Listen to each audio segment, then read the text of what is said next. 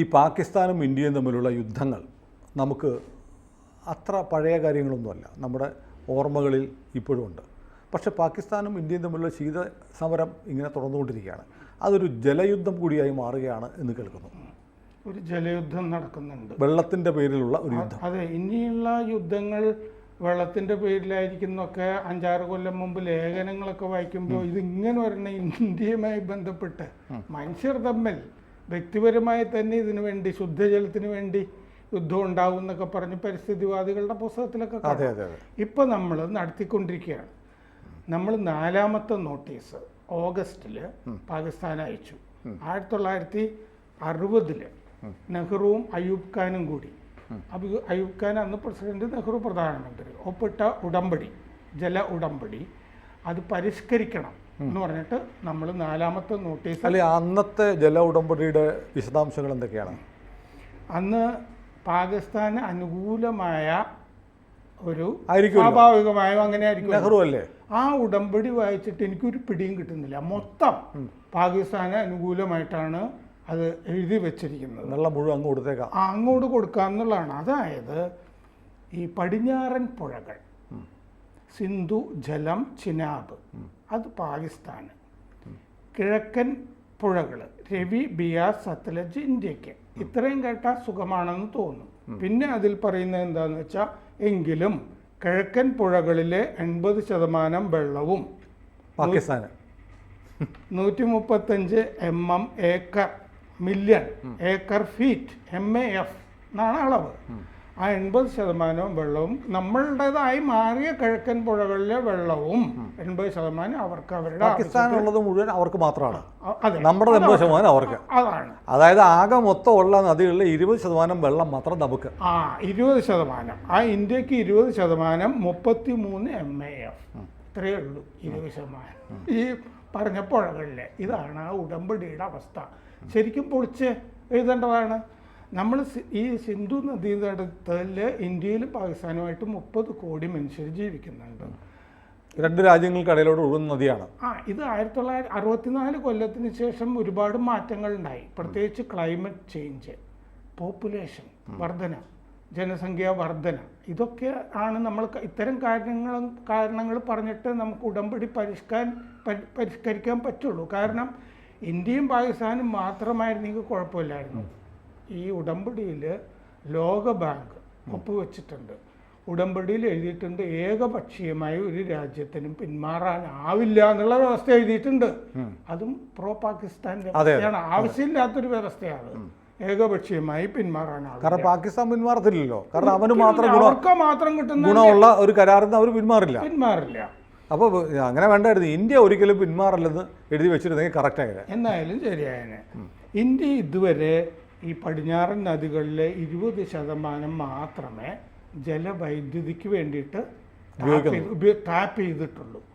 ഇറിഗേഷനും ജലസേചനവും ജലവൈദ്യുത പദ്ധതിയും ഇതാണല്ലോ ഈ പുഴകളിലെ വെള്ളത്തിൽ നിന്ന് ഉണ്ടാക്കുക.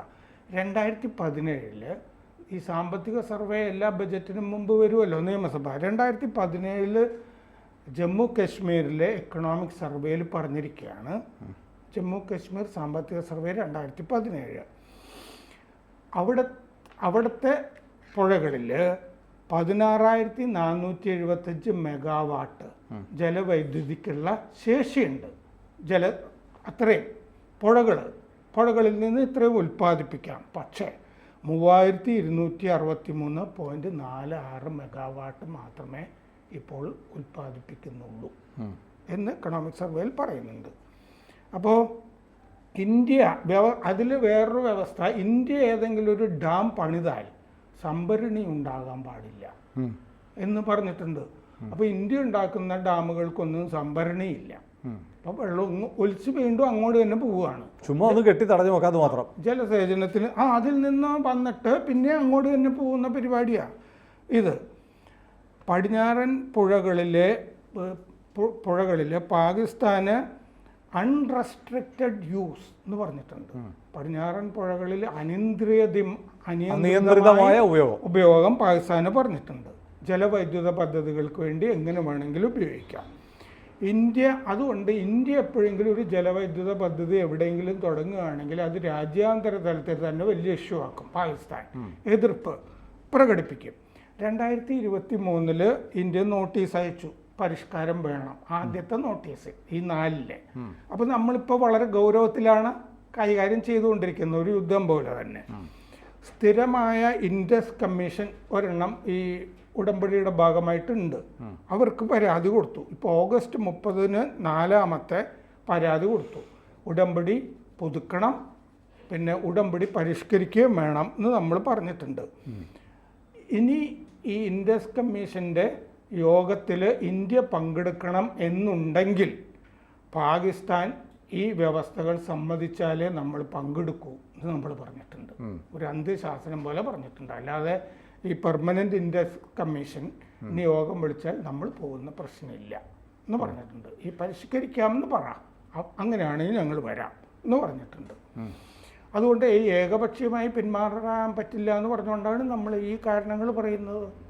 ക്ലൈമറ്റ് അല്ല, ഒരു പ്രതിസന്ധി ഉണ്ടായി കഴിഞ്ഞാൽ ഇന്ത്യക്ക് നഷ്ടം ഉണ്ടാകത്തില്ലേ? ഈ നമുക്ക് വെള്ളം കിട്ടാൻ എന്താ മാർഗം? വെള്ളം മുഴുവൻ അവർ കൊണ്ടുപോകല്ലേ? അതെ, നമ്മൾ ഉടമ്പടി പരിഷ്കരിക്കണം എന്ന് പറഞ്ഞതല്ലാതെ, നമ്മൾ നോട്ടീസ് അയക്കുക അല്ലാതെ നമ്മൾ ചെയ്യുന്ന ചില കാര്യങ്ങളാണ്. ഇപ്പോൾ അത് അവൻ്റെ ദയാദാക്ഷത്തിന് വേണ്ടി കാത്തിരുന്നാൽ ഒന്നും നടക്കില്ല. കാത്തിരിക്കില്ലല്ലോ മോദിയും അമിത്ഷായും പോലുള്ള മനുഷ്യർ. അതുകൊണ്ട് അവർ ചെയ്തുകൊണ്ടിരിക്കുന്ന കാര്യങ്ങൾ, ജമ്മു കാശ്മീരിൽ ഇന്ത്യ 2 ജലവൈദ്യുത പദ്ധതി ഇപ്പോൾ പണിതുകൊണ്ടിരിക്കുക.